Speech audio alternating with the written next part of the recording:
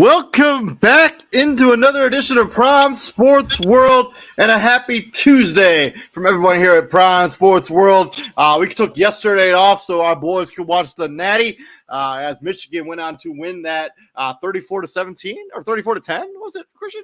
34-13? 34-13. Yeah, big win for the Michigan Wolverines. So big shout out to Michigan Wolverines if you're a fan of that football team. I have a lot of coworkers actually are big Michigan fans here in Fort Wayne because Ann Arbor, not that far away from where I am here in Fort Wayne. So a lot of coworkers very happy about what the result of yesterday's game.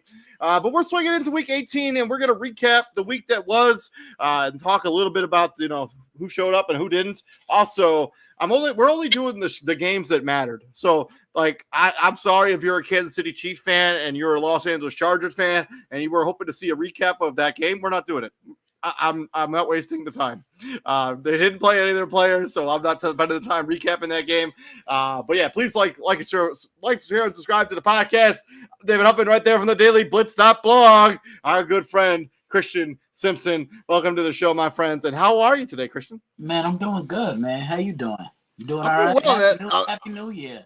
Yeah. I haven't seen you on the show since the calendar flipped over to 2024. Man, it's been a crazy couple of weeks. Look, I'm just going to tell everybody now, obviously we didn't do the show yesterday, and if we did, I wouldn't have been on because I was breaking down the national championship on Twitter. I won't be on this upcoming Monday because I'll be on with Super Wild Card. That's the Eagles and Bucks game on Monday night. So I will be back that Tuesday, and then I'll be back on every week until the Super Bowl. So, yep, 100%. And you can check out that. Was it the Nerd?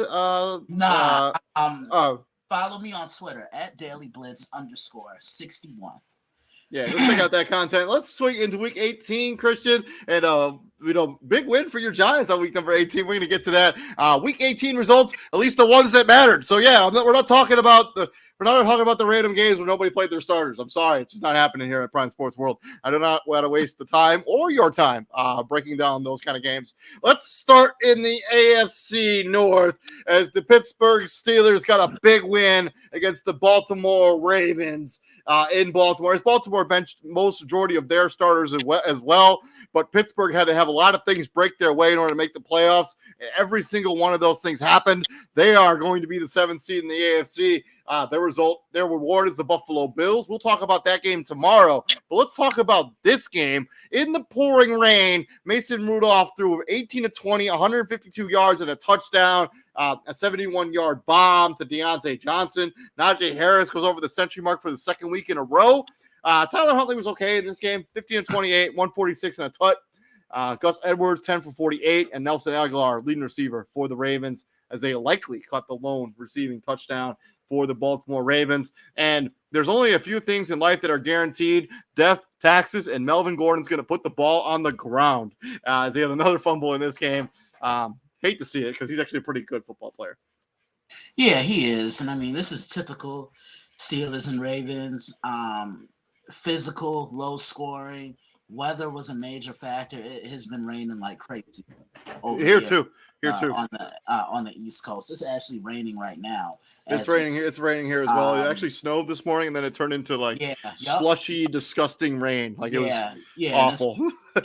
It's the worst to commute in, isn't it? It's horrible. So my morning commute is usually 8 minutes to and from work or to work.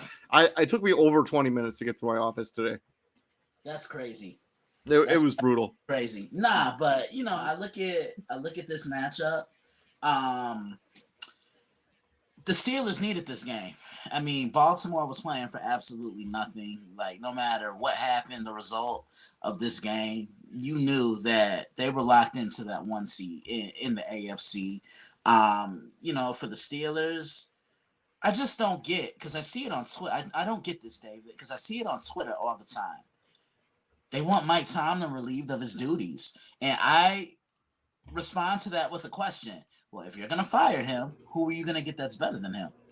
The guy's never had a losing season. The guy's never had a losing season. 17 years in a row. Yeah, because look at it like this. The teams that have had Hall of Fame-esque quarterbacks, they've struggled the last couple of years. Denver, Peyton Manning, they haven't made the playoffs since they won that Super Bowl against Carolina.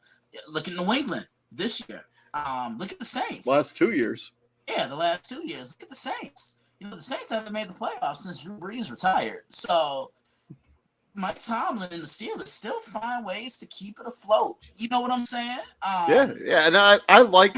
So I think the thing with Mason Rudolph being the quarterback of this Steelers team, because of his overall arm strength, I think it loosens up that defense for the running game a little bit. Because you've seen as Mason Rudolph has been inserted as the starter of this football team, they've been able to run the football a little bit. They hadn't been able to run the football effectively up until Mason Rudolph became the starting quarterback, and all of a sudden Najee Harris, Jalen Warren are ripping off basically 4 yards a clip on the ground. And I think that's a lot to do with the arm strength of Mason Rudolph, because that's just something that Kenny Pickett didn't bring to the table. Mitchell Trubisky didn't bring to the table. Mason Rudolph has another level. His arm strength is another level than those two guys. Yeah, I agree with you. But yeah, this is a big win for the Steelers. They swept their division rivals twice.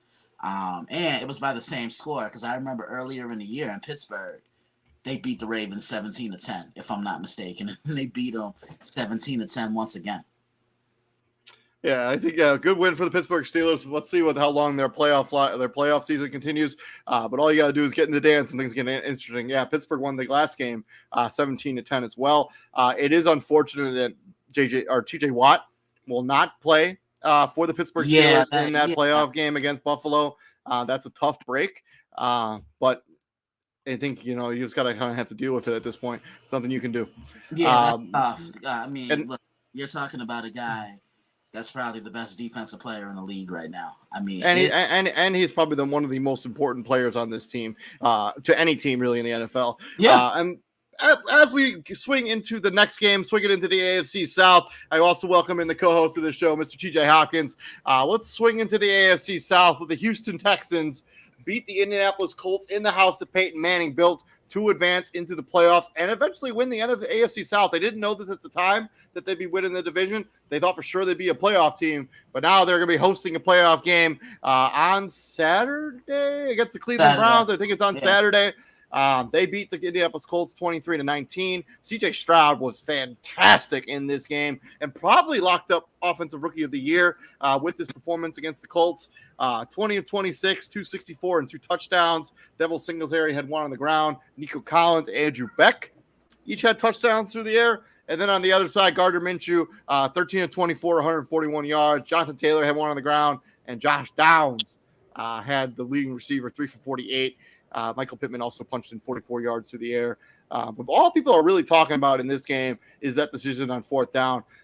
First, if you're Shane Steichen, first you use a timeout, and then you do not get your best player back in the game, and you throw it to a guy who only has six targets on the entire game. Yes, he has to catch it, but that coaching decision just is baffling to me. So burn a timeout and then not get Jonathan Taylor back in the game.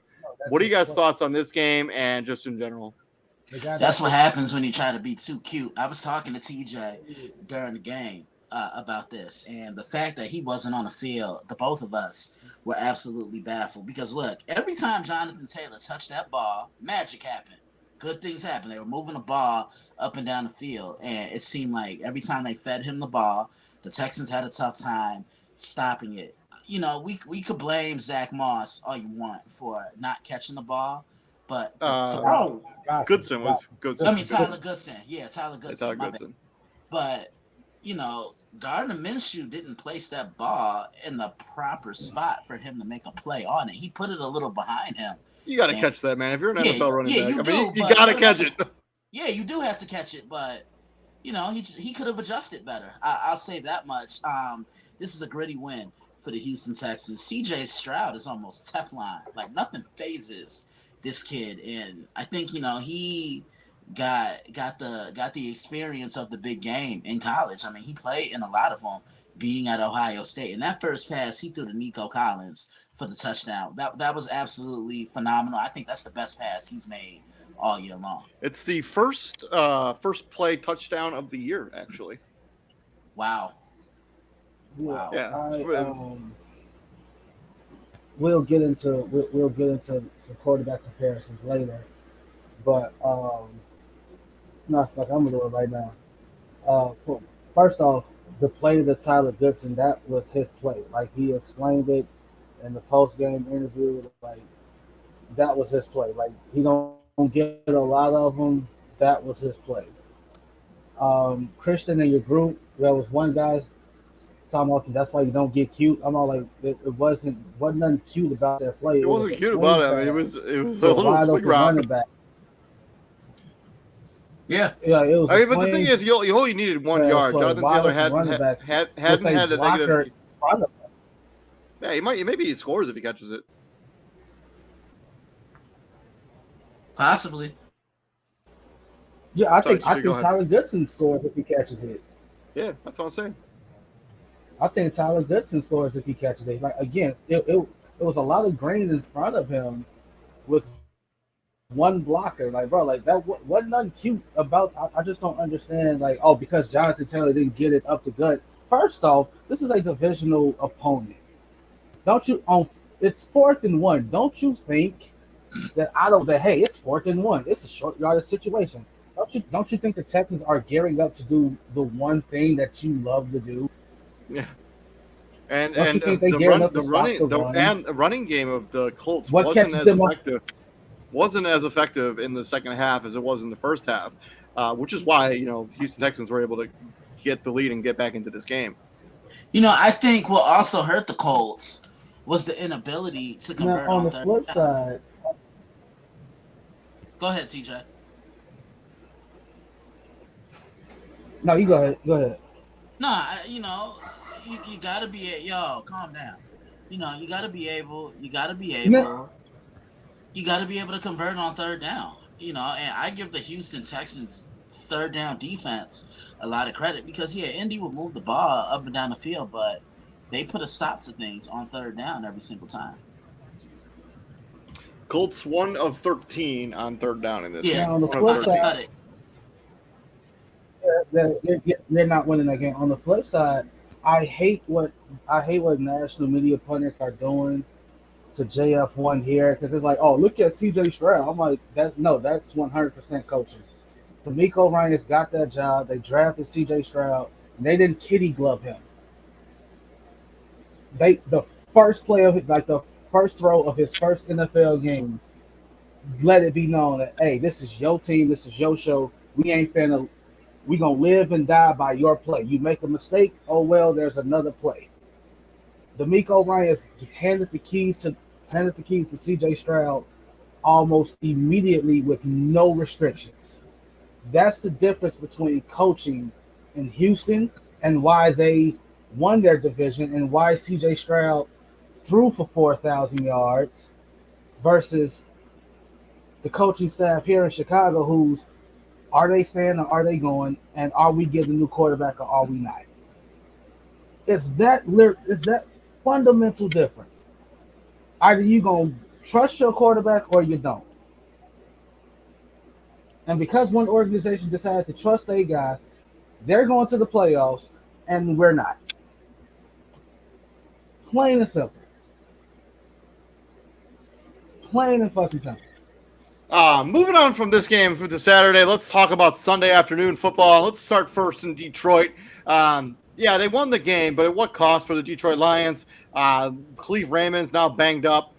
Sam Laporta probably won't play in that playoff game against the Los Angeles Rams. I don't want to talk about this game as much. Let's just talk about the Dan Campbell decision to play your starters in a game that was pretty meaningless for the Detroit Lions, and you lose an important cog on your offense.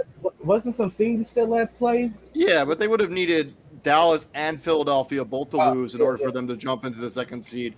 Obviously, Philadelphia did lose, but Dallas going up against a bad Commanders team, I mean, I think I would have given my team like a quarter of reps just so they don't quote unquote get rusty. Even though you play it's 1 week, like you're not going to get all of a sudden get drenched in rust all of a sudden by not playing 1 week of football.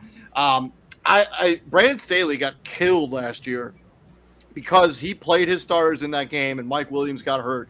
And Dan Campbell seems to people are criticizing him, but not even close to what Brandon Staley got dealt with last year. If they come up short in this playoff game, I think it's going to get messy for Mr. Campbell. I think there are going to be a lot of questions about his decision-making in the final game. What are your guys' thoughts on Dan Campbell's decision to play his starters for as long as he did in this game?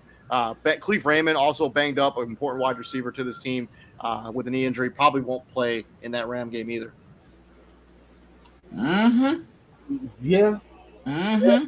yeah, yeah, Mm-hmm. yeah. Since he called DJ, me, just say it. You say it better than me. mm-hmm. Mm-hmm. Since he want to call me that's what Unc said. You heard him. Mm-hmm. No, Right, in all seriousness, like you gotta the situational awareness has to be better. Like if you like you said, if the parameters at play don't equal you improving your seeding whatsoever because you need a lot to go your way. And by a lot, I mean, yeah, you need Philly to lose, and you need a bad Washington team to beat a good Dallas team. You you should understand the situation. Like, hey, I'm locked in at 3. Yeah, I'm locked in at 3. Nothing's changing that. Because why? Because at the before the game start, and not to mention, what's more important to your team, to have your team intact for whatever seeding you're in the playoffs at, or the fact that you are now the number 2 seed in the playoffs? I mean, what's more right. important? So like even before the game started, you have to go in with the anticipation of, hey, we're staying where we are. Philly is not fit. Like you thinking, even though Philly's worst day, they can beat the Giants. I mean, you're up 13-0 after the first quarter. I think that would have been it for me. Like, I would have You, pulled everybody out and like, if we lose this game, we lose this game. you lose, not like again, like the Lions are kind of showing they're not playing good football down the stretch. I don't care what anybody says, they're not. They I won mean, 12. Nick Mullins threw for 400 yards in this game. They went 12-5. Great. This is probably their best season in ever. what It is ever. This is the most wins he's ever had in a single season. So here's the thing: like once upon a time during this game, because I was watching it, this was a one-score game. This was a 20-13 game. On top of that, I don't know. I don't care what time of the season it is. I'm not leaving a fourth string DB 101 with Justin Jefferson. It's just that's just foul. like That's just foul. I'm not, and to make matters worse, like bro, it was Kendall Vildor. I'm not like you left Kendall Vildor 1-on-1 Cast off from the Bears with Justin Jefferson, and it went about how you expected it to go. Like you don't like I just like if you're the Vikings, you kind of look at the season of hey, we went 7-10. But our starting quarterback, we lost him. Ain't no telling what the Vikings. I mean, they were. I think they were 6-5 when Kirk Cousins went out. They win one more game after that. Yeah, like if Kirk Cousins doesn't get hurt, you probably are 10-7, right? Maybe 11-6, something like that. It's just like if I'm the Lions and who did they play first? Who they got? They got the Los Angeles Rams. We'll talk about them a little bit more. Like, we'll talk about that game a little bit more on Thursday. But moving on from this, let's swing into the AFC South again. And wow, the choke job by the Jacksonville Jaguars. You basically needed to win one game down the stretch to basically lock up a playoff spot. You couldn't do it, and the Tennessee Titans shut your season down. And Derrick Henry, if this is his swan song in Tennessee, he went out with a bang. Titans, Derrick Henry, 19 of 153 for 1 touchdown. Tajay Spears had a touchdown. DeAndre Hopkins had a touchdown. And Ryan Tannehill helped him get a little bit of an extra money in his pocket. Tajay Spears also had a rushing touchdown, which was just bad tackling by the Jacksonville Jaguars. And then Ryan Tannehill, if this is his final game in Tennessee as well, played pretty well in this game. 2 touchdowns and a pick. On the other side of this, Trevor Lawrence, they really let a game slip away here. Overthrew some passes. Him and Calvin Ridley couldn't connect on that 4th and down play. Just abysmal down the stretch here. 29 of 43, 2 touchdowns, 2 picks. Travis Etienne was pretty ineffective in the running game, 16 of 57. And Calvin Ridley and Evan Ingram both had receiving touchdowns for the Jacksonville Jaguars as they lose, and their season is officially over as they fall to the Tennessee Titans in Tennessee, 28-20. TJ, I'm gonna tell you. You know how we always talk about how teams and players got to go to Granny's house. Mm-hmm. Remember that Steve Harvey episode when Cedric's grandmother came, Grandma Puddin'? That's who Jacksonville needs to see, because it's a shame. This team at one point was 8-3, right? 8-3, and they look to have this division on lock. Yeah, I think what changed the whole season was that loss against Cincinnati on Monday night. Like, you let a team without Joe Burrow come into your house. You let Jake Browning that you broke. Jake Browning, yeah, you know. If you lose 5 out of your last 6 games down the stretch, it's just not getting it done. Yeah, look, and I don't want to hear the excuse Trevor Lawrence was hurt. Everyone's hurt around this time of the year. It's a long season. You still got to play. You still got to execute. Wow. Well, I think even more than that. I think this team was like a lot of their success last year hung around the fact that Travis Etienne was super dynamic. They just couldn't run the football effectively this season. No, it's not just that, David. And their defense regressed in this season as well. I mean, outside of the other Josh Allen, I mean, nobody else really stepped up for the Jacksonville Jaguars on the defense. Why we ignoring? No, why we ignoring? And saying Trevor Lawrence didn't play well. Thank you. That's what we saying, everything but the obvious. Listen to this. 12, 25, 21. That's Trevor Lawrence's touchdown numbers. The amount of touchdowns he's thrown in 3 years. 12, 25, 21. Flip side. 17, 8, 14. Those are his interception numbers. 17. I mean, he's 58 and 39 in 3 seasons. He's also lost 15 fumbles over the last 2 seasons. He's also 20 and 30 as a starter. 20 and 30. This the man y'all put a gold jacket on when he was 16 years old. This the man y'all dubbed QB1 before he ever played a game at Clemson. Y'all crowned him like y'all saw Deshaun Watson doing he was doing at Clemson, and y'all was like, nah, the guy coming after him is even better. Clemson ain't finna lose no game. I mean, they only lost 1, but that's not the point. Y'all crowned this dude, and I'm sorry. I like when you are granted lofty expectations like Trevor Lawrence has been granted. You know what I don't want to hear? I don't want to hear, oh, his receiving core was injured. Oh, he has bad coaching. Oh, he was hurt. No, I don't want to hear that. Why? Because no. The way you talk about him. I mean, but it does play a factor. The fact that he wasn't practicing down the stretch, and the offensive line didn't play well this season. No, if you can't grant that custody to everybody, he don't get it. He is not exempt. Justin Fields done had bad coaching for 3 years. Are they saying it's coaching? No, they are not. They're saying he's the problem. I need better than 8-8 from the guy that's supposed to be a Hall of Famer. Yeah, and you have to, this is the second game in a row. I mean, I need better than 21 touchdowns and 14 interceptions from the guy that's supposed to be a Hall of Famer. I don't care. Like in this right here, you can't say he missed a lot of games. To say he played 16. Yeah, he only missed 1. Missed 1 game. I don't want to hear he was injured. I don't want to hear none of that. Why? Because as long as you're out there, you're playing. The fact of the matter is, the only game they won is the game he didn't play in. Down the stretch. So he's 5-0 down the stretch there for the Jacksonville Jaguars. After starting 8-3, I am not hearing anything about Jacksonville needs to move off of Trevor Lawrence and reset that rookie clock. Are you hearing that, Christian? Nope. David, I know you ain't hearing it. I ain't hearing none of that talk in Jacksonville. One good season, and another, mind you started off bad in that season. One good season does not equal, hey, you the guy. Doesn't.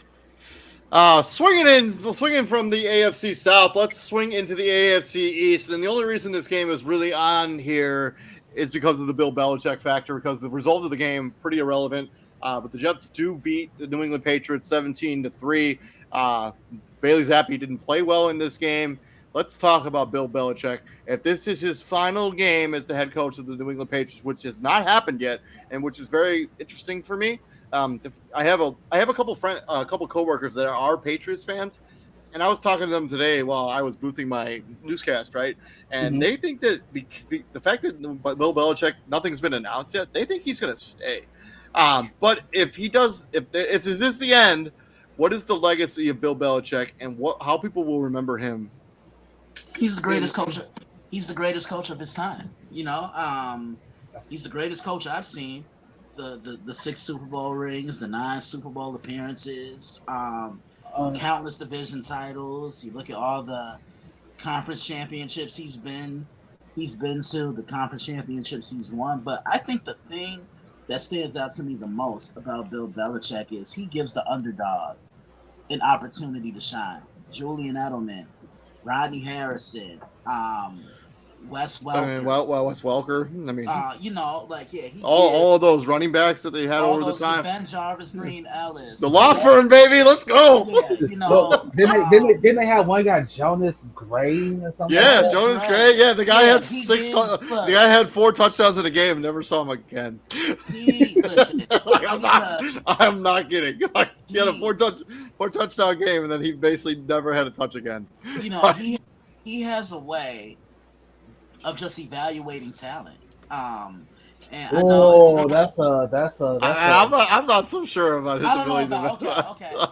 He just knows how to work with veterans who may have been problems on other teams. I mean, look at what he did with Randy Moss. Randy Moss comes to New England and ends up having the best season of his career, right? But I think you hate to see a legend go out like this, but like his inability to evaluate talent, at least in the last 5 years or so, has really hamstrung this New England Patriots team. Like his draft whiffs, like his quarterback drafting whiffs as well. Like he just hasn't been good enough. His quarterback mismanagement is what I like to call it. And sorry to cut you off, David. People are really starting to pull back the curtains on what Bill Belichick really is. So you really got to look at Bill Belichick in 2 categories. You got to look at Bill Belichick with Tom Brady and without Tom Brady. Bill Belichick with Tom Brady is the greatest coach ever. You pencil them in for 12 wins and at least bare minimum, you're going to the conference championship. Bare minimum. As long as you don't run into Peyton Manning, you're probably going to the Super Bowl. Which 9 times out of 10 happened in the conference championship.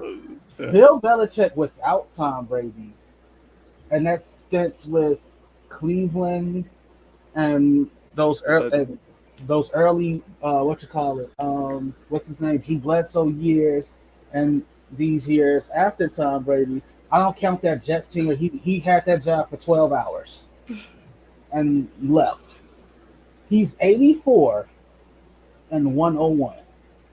as a coach without Tom Brady. 84-101. Like the signs of wanting to move on from Tom Brady obviously were starting to be planted when you drafted a guy like Ryan Mallett, who had may he rest in peace, I'm not trying to kick a dead man while he's down, but he had his issues coming out of college, which is why he fell the way that he did. You wanted Jimmy G. You wanted to move on to Jimmy G. And Tom Brady said, F you, I'm still that dude, and proceeded to prove it by winning 3 more Super Bowls. Then you you completely mismanaged Mac Jones. You completely you had the guys intact. Josh McDaniels gets a new job, and then you hire 2 non-offensive coordinator guys to call his offense, and then you wonder why Mac Jones sucks now. And now you're sitting there looking at Bailey Zappi. If this is it, I think the bigger thing is Boston fans, you chased away the prodigal son. You ran Tom Brady out of town. They will never forgive you for that. The fact that they had to sit and watch Tom Brady wear any other colors other than Patriot colors and win, they will never forgive him for that.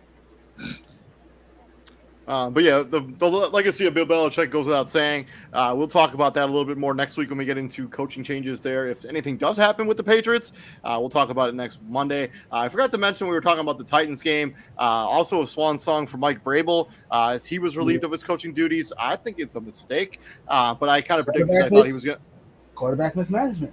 Yeah, I thought he was going to get fired, but I think he's a good head coach and he will have a job like that. That's the rumor. Vrabel fired, Belichick gone. I have heard that rumor as well. And they bring in Vrabel. I can see that actually for real. Moving into the late afternoon window, first we got the New Orleans Saints putting the stomping on the Atlanta Falcons as they said goodbye to Arthur Smith as he was fired yesterday, or actually it might have been Sunday. Like he was fired Sunday night. They flew back to Atlanta. They must have fired him like as soon as they landed. Atlanta was up in this game, and then they end up getting just steamrolled by the Saints as New Orleans win this game 48-17. Desmond Ridder probably played his best game of the season, but it came up in a losing effort. 20 touchdowns and 1 pick. Derek Carr definitely played his best game of the season. 4 touchdowns and 0 interceptions. Kendry Miller had a touchdown. Jamal Williams had a hilarious touchdown where instead of spiking the football and taking a knee, they give the football to Jamal Williams, let it punch it in. Just ridiculous. It wasn't ridiculous. I had no problem with it. If you don't, I don't have an issue with it, but I just can see why the Falcons fans and their coaching staff was pretty peeved. Like you're in winning formation, like you're looking like you're taking it, and then you hand the ball off. Shout out to Jameis Winston for making that call and getting Jamal Williams his first touchdown of the year after he had 17 last year. And then they had some with wide receivers had some touchdowns. Bijan Robinson scored a long touchdown. Probably should have been using him better this entire year. But that's why Arthur Smith no longer coaches in the NFL. Mm-hmm. Mm-hmm. It was questions about him getting that job anyway.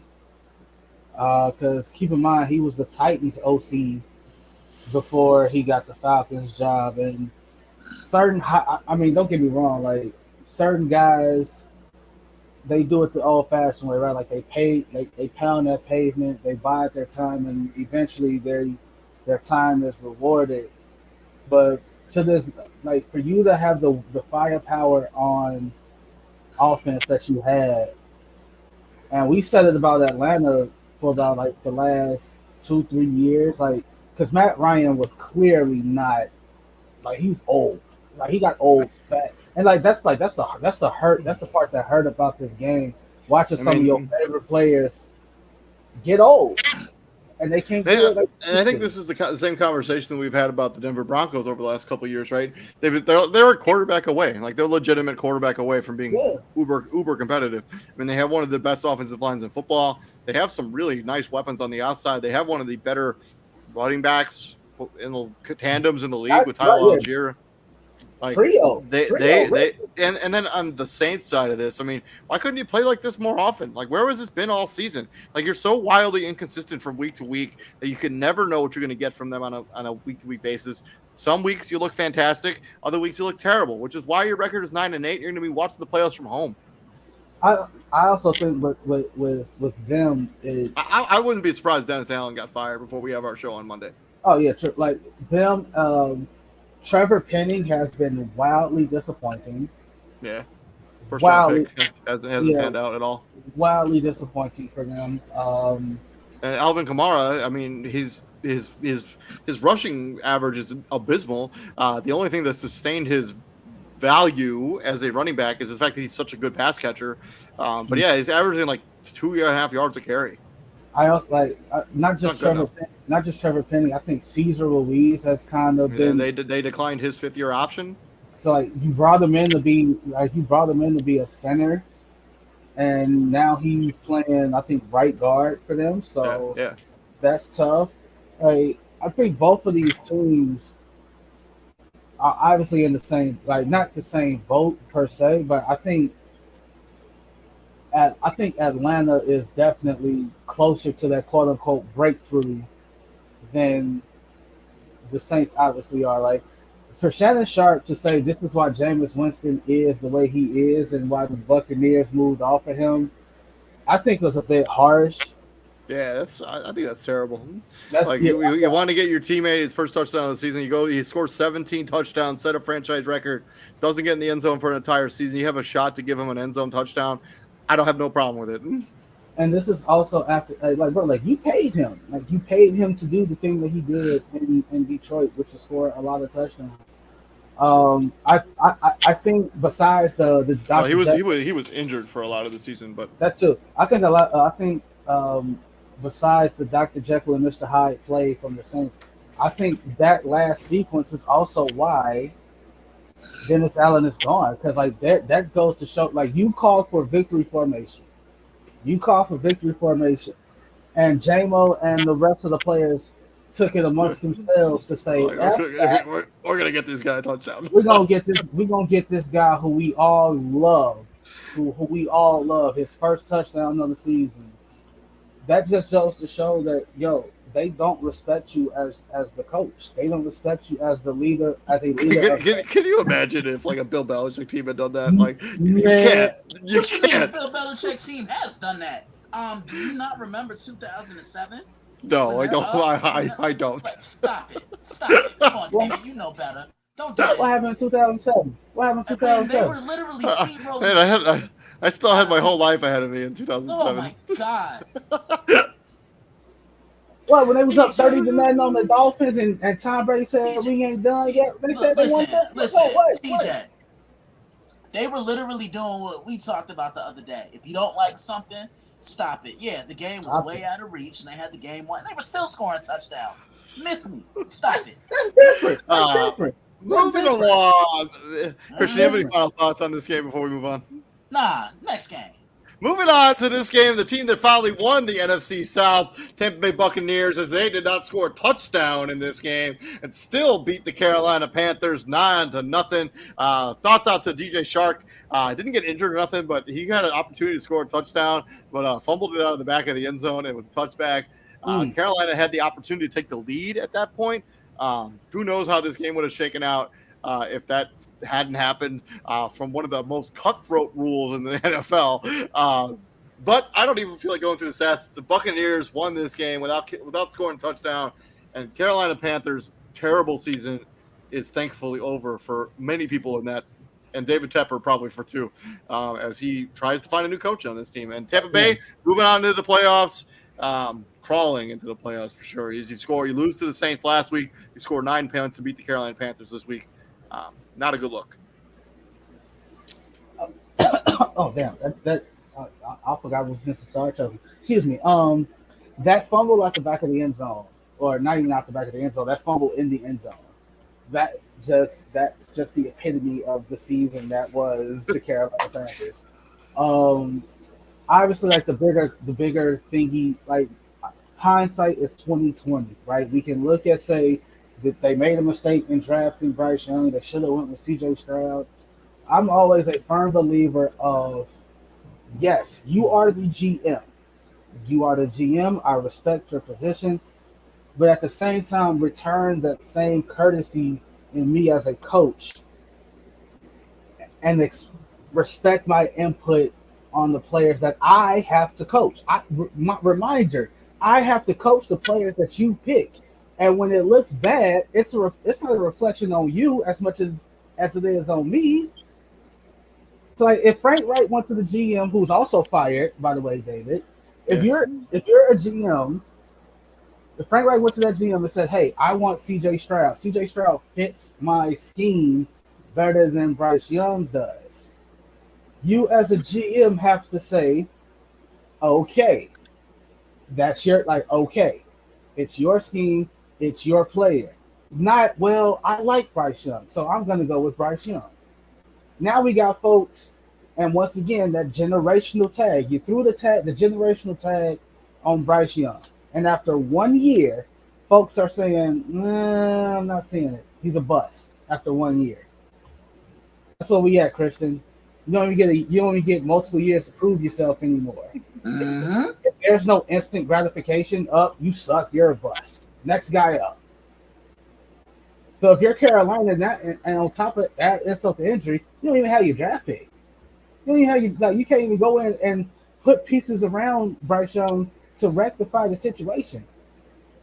Off-season talk. If I'm a GM candidate, if I'm Ian Cunningham of the Bears, I don't want this job. The assistant GM to Ryan Poles, I don't want this job. If I'm Jim Harbaugh and Carolina call you, I'm for sure not taking this job. I'm not taking this job. Not doing it. Look, the only way I'm taking this job is if they put a stripper pole in my office. Wow. That's it. Matter of fact, I get unlimited Bojangles. That's it. Man. Yeah. Hopefully they get Zaxby's for you too. Yeah. Zaxby's is the fire, dude. TJ, you ain't said it. You ain't said it yet this year. I want a God and 2 white men. Swear for God too. I want a cane in my office. I want a canes in my office. I want to Raising Canes is so overrated, man. I'm sorry, dude. It's good. It's good. It's good, man. But it's super. I think it's overrated. TJ, talk to your boy. He almost made me leave this show. Have you even had Zaxby's before? Have you been in the South? I lived there. Have you had Zaxby's then? I lived there. Zaxby's is some fire stuff, dude. It's better than the Raising Cane's. Look, TJ. Moving on. Let's not. Moving on. Mm-hmm. Moving on to the NFC North, and the Green Bay Packers move on into the playoffs. They also become the youngest team to ever make the playoffs. They beat the Chicago Bears 17-9. As the Bears failed to score a touchdown in this game.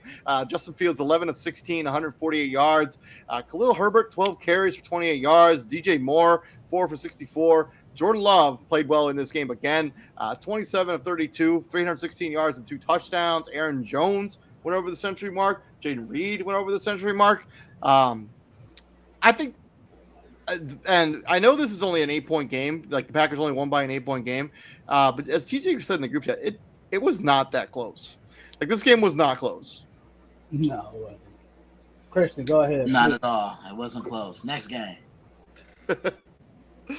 It's like they literally just copy and pasted what they did in week 1 and just said, "Hey, we're going to do the exact same thing, but it's going to work this time." I also find it ironic how 2 former Packers didn't play in this game. Lucas Patrick didn't play in this game. And why is his name escaping me? Why is the tight end? Mercedes Lewis? No. Big Bob Tunyon. Big Bob Tunyon. No. Mercedes, no, you said it the first. I think Mercedes Lewis. I think Mercedes Lewis did play. No, he did not. He was on the what you call it list. Like he didn't play. Okay. They became so predictable. It's like, hey, we're gonna run on first down, and then we're gonna do an inside run on second down. Which, by the way, our 2 best interior linemen were hurt. We were down to 2 backups, a backup center and a backup right guard, and we wondered why the inside runs didn't work. And then we're gonna make Justin Fields try to throw the ball on 3rd and long. And we're like, damn, it's not working. Why is it not working? Again, it's just what did you see? Where were the adjustments? We're gonna do soft coverage against Jordan Love. It didn't work. What are we doing? Well, I imagine when we have our talking about coaching show next week, I think if Matt Eberflus is still the head coach of this football team by then, I think Justin Fields is back next season. Because I don't think you move on. You give Matt Eberflus 1 season to fix this ship. I think Luke Getsy's fired no matter what happens. But because we're just in the same cycle. Just because I we saw this with Matt Nagy and Mitch. What did yeah. we see? We saw 2 seasons with Mitch under Nagy. They move on from Mitch. They drafted Fields, who they did also did. I think the plan to use Fields was thrown out the window when Andy Dalton got hurt against the Bengals. You also brought in Andy Dalton to, like, I guess, quote unquote, be the vet for whatever. And then at the end of the season, what happened?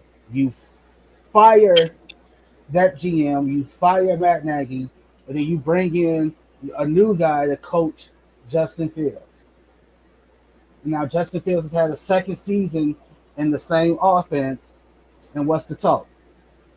All talks indicate we're keeping Eberflus, but moving on from Justin Fields. So what's going to happen? That just doesn't make a lot of sense. Like, when you're going to bring in a new quarterback and yet you have a head coach who's coaching for his job, that's not a they did the same thing with Mitch Trubisky too.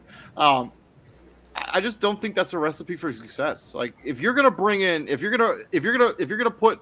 like your head coach in a grind where he has to coach for his job, and yet you're gonna give him a rookie quarterback to deal with, it's not gonna be ideal. It's not gonna work. We'll see what happens. We'll talk about the Chicago Bears a little bit more in the offseason. The only saving grace is you went, like, you did, for what it's worth, you did improve. You went from 3 wins to 7. Yeah, for most fan bases, having a 4-win increase from one season, a season where you've ended up with the first overall pick, mind you, having a 4-game increase in win total from one season to another for a team that's still rebuilding would be enough, but not for. And this you look at it, and you look at the 3 games they lost up double digits in the fourth quarter. Yeah. You went 7-10. Those 3 wins, you're 10-7, and you're at least maybe you're in the wild card picture. You are a wild card team if you win 2 more games. Christian, any thoughts on this? Nah. He said next game. Moving on from this game, I'm sure Christian can't wait to talk about this as the New York Football Giants, Christian Simpson's team, beat down the Philadelphia Eagles 27-10. Marcus Mariota was pulled, but this game was already out of hand before he got put in the game. This is a bad look for the Philadelphia Eagles, who are crawling their way into the playoffs. At one point in this year where they were 10-1, they go 1-5 down the stretch. This is exactly what we talked about with Jacksonville, really. The only difference is Philadelphia's still going to go to the playoffs. Yeah. I think the 49er game exposed the Eagles, because after that game, they have not been the same. Get punched in the mouth by San Francisco, get punched in the mouth by Dallas. You can't get by Seattle. And that was a game I felt they should have won.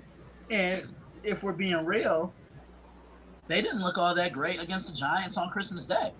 Giants could have beat them then, but the Giants just came out and said, look, it's a rivalry game. Ryan Daboll hasn't beat Philly yet since becoming a head coach, and he finally got his first win against a divisional opponent in the Eagles, because I don't think he's beat the Cowboys yet either. But yeah, Philly is just sloppy. And think about it. When you saw the Eagles early on in the year and they looked somewhat decent, they were running the football. Why they got away from it, I don't understand. I don't want to hear nothing about Jalen Hurts is injured. I don't want to hear that. Shannon Sharp said one of the things he does say well is you'll never accept anything in a loss that you would in a win. Hey, when they were winning, it was beautiful, right? Like the costly mistakes weren't as costly because you were winning. Now those same mistakes are costing you. You're not winning. If there was ever a team to be on upset alert in the playoffs, it's the Eagles. You finished the season 1-5. 1-5. And remember, they lost. Would that even be an upset if they were to lose to the Tampa Bay Buccaneers? Yeah. Yes. As the reigning NFC champion, I guess it would be, but yes, that's an upset. Because at the same time, it's like it's Jalen Hurts who is, yes, a franchise guy versus Baker Mayfield, the guy who was supposed to be a franchise guy but has bounced around. It's the Eagles who are where that's like basically penciled in. They basically at the start of the season they penciled in a rematch of last year's NFC Championship game. Yeah. Like One they, team, one team has held up their end of the bargain. am I lying? With at the end of the season, like they like, hey, it's gonna be Eagles Niners again, and on top of that, they're like, hey, it might be Eagles Lions. I mean Eagles Niners for the foreseeable future. Like I don't want to like what's his name, AJ Brown walking around mad, talking about some ain't nothing. Got banged up in this game. I have not seen the severity of that injury. Someone ain't nothing else to say. Like I said a couple weeks ago, the only thing they got going well for him right now is the tush push. That's You it. need to stop. You ain't wrong, but you need to stop.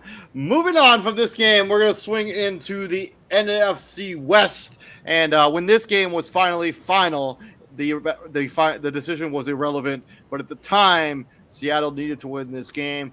They come back from 20 to 4, I think it was 20 to 14. They come back and beat the Arizona Cardinals in the final quarter there, and a touchdown pass to Tyler Lockett. They win the game 21 to 20. They have a lot of decisions to make in the offseason now that they have not made the playoffs. Just quick, what do you think it is? What do you think Seattle is in general? They got to get that defense right.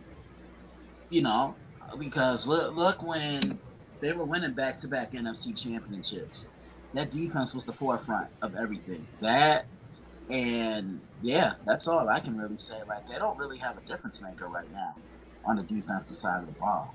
I mean, Bobby Wagner is getting older. Yeah, he's still good, but he's past his prime, and I think they have something brewing, in Devon Witherspoon. But other than that, this defense was still giving up big plays down the field consistently, and they need a pass rush. TJ. Yeah, they were so what's called. They caught everybody so off guard last season with the limited draft picks that they had, but they hit on them. Right? They only had like 6 picks for the entire draft, and they hit on all 6. I think this season, this off season, it's like all right, cute story, but yeah, we still got some holes. We still got some deficiencies. Devon Witherspoon, Devon Witherspoon, like you said, Christian is that's a dog. That is a dog. I'm trying to tell him. Tell him, TJ. I watched Devon Witherspoon for years here at Illinois. Buddy is a straight head hunter. He's a dog. I'm with you on the edge rush position. I just don't know who they get, and they're gonna have to make some decisions on because this roster is getting expensive. I mean, you have Jamal Adams, who spent the last 2 seasons on IR. Tyler Lockett, who's wasn't as good this season, has been in years past. Geno Smith has some interesting decisions to make when it comes to his contract, and you have to kind of figure out what the quarterback of the future is for the Seattle Seahawks. We'll talk a little bit more about them in the offseason as they have a lot of decisions to make, including maybe even the head coach, even though I do expect Pete Carroll to return. To the final game of the late afternoon window, we got the Dallas Cowboys beating down the Washington Commanders in order to lock up the number 2 seed in the NFC. Washington Commanders, obviously, they fired Riverboat Ron and the GM as they clear house of everything that used to be involved with Daniel Snyder. Or just part of that era, I guess, regime. They will have a new head coach. They'll have a new GM. Dallas, they needed to look impressive in this game after losing, or after basically crawling to defeat the Detroit Lions and losing to the Buffalo Bills. They came out and showed, hey, we're legitimate here, even though it was against the Commanders. Yeah, I mean, Dallas just played better down the stretch. I know they lost those 2 games because they looked god awful against Buffalo, and they let an opportunity slip from them against Miami, and they just got by the Lions. So, but look, the division champs. To be honest with you, I was nervous because I know how different they are on the road compared to how they are at home. It's literally night and day. Well, they got lucky that the Commanders are just terrible, beyond terrible. Yeah, but David, we know the Cowboys can play down the competition. Yeah. And for a minute there they were. For a minute, like for a minute. Yeah, it was 17. What was it, 7-10 at one point in this game? And Yeah, Dallas went on to score. Yeah, 7-10. So like it's funny because at one point in time, Skip Bayless on Twitter, Sam Howell leads the league in interceptions and sacks, and we haven't gotten either one. It's like, dude, it's like halfway through the second quarter. Calm down. And Skip Bayless is he's become like a shock jock, like on TV. They all have, but like, I'm not just finna, you know. I know they're all bad, but it started with Skip Bayless. He's the original. I'm not just finna single him. No, I'm not. I can't even give him that, bro. Maybe Jim Rome was the original, but like. Well, when Jim Rome got equaled by David Stern on national TV, he kind of lost all his merit. Or he got taken down by, what was it, Jim Everett? Yeah, him too. David, the late David Stern said, "Hey man, you still beating your wife on national TV? Never recovered." If you're the Cowboys, obviously, I think unlike the Lions, you needed to play your starters because you needed to win to secure the division, the 2 seed. Yeah, and for whatever reason, like we just can't get a repeat winner in this goddamn division.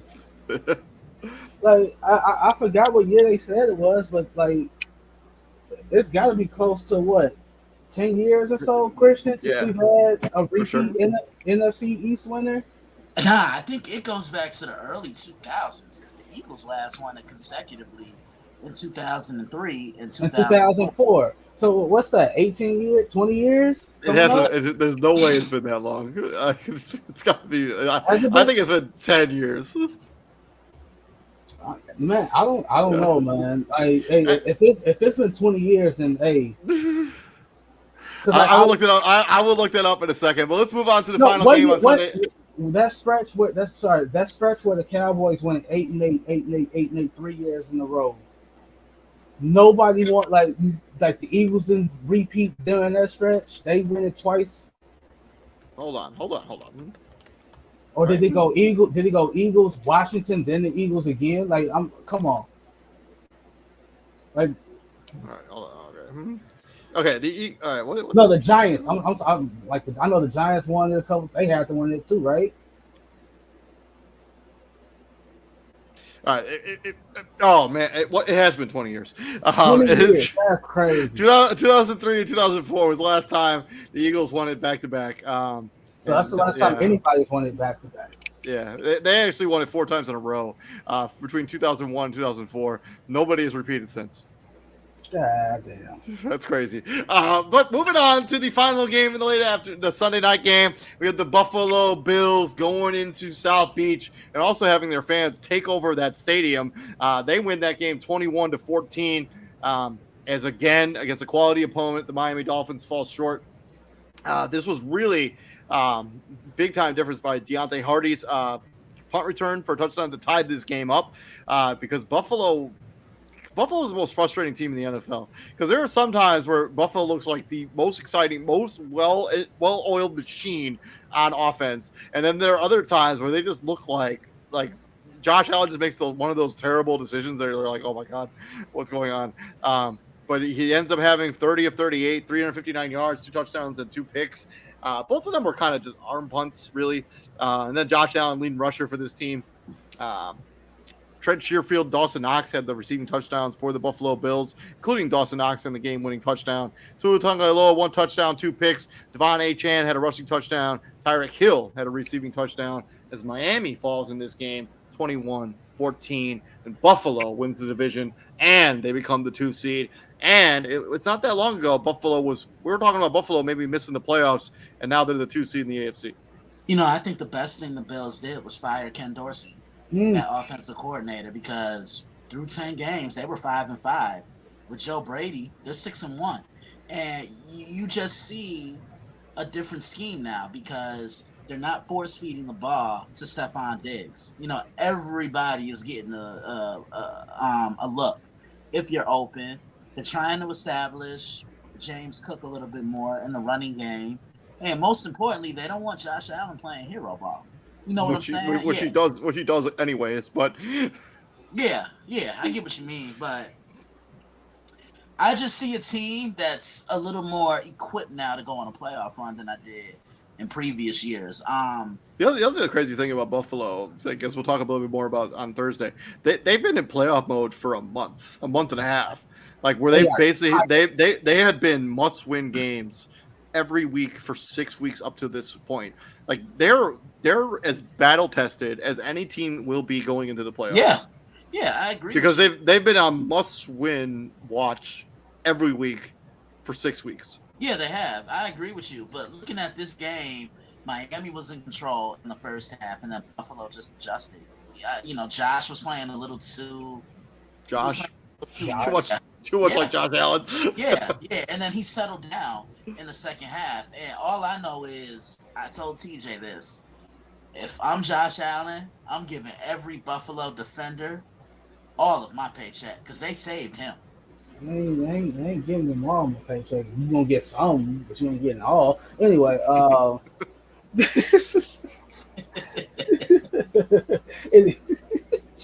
I mean, another way that you lose this game for Miami, you're 4 for 10 on third down. You just couldn't sustain drives. Tyreek Hill played well in this game, but he would have liked to have seen him having more catches than 7 for 82 and a touchdown. I know they didn't have Jalen Waddle, so they were playing a lot of single high. But I think Miami, this is a collapse by the Miami Dolphins. The fact that you didn't win this division is a collapse. And the one game you did win was Dallas, and it was a coaching blunder on Dallas's part that you won. I mean, you lose a Titans game that you had no business losing. Obviously, you get blown out by the Ravens, but I mean, this is you should have won this division easily. So no, like here's the thing. All I know is I remember a guy that used to play for the Bears that said he wasn't being utilized right. So he got shipped off. And that was the guy that Tua Tagovailoa threw the ball to with the game on the line. And it was picked off. And it was a terrible throw. No, it's not a terrible throw, David. It's called an anticipation throw. That means I'm anticipating you beating your man to that spot. Because instead of Chase Claypool, if you didn't pick up who I was putting down, like instead of Chase Claypool in that situation, it's usually Jalen Waddle in that situation, who's fast enough to catch up to the ball. Right? So if I throw you, like basically we call that in college, it's called throwing you open. Or in the NFL, I'm gonna throw you open.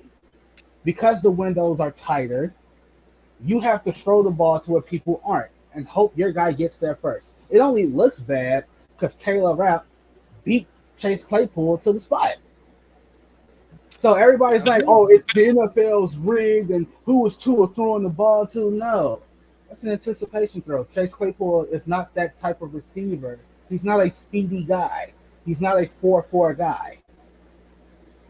Chase Claypool has had 1 touchdown in a year and a half, but mind you, wasn't getting used right. So if we weren't using you right, what was Miami doing? He's barely even on the field of the Miami Dolphins.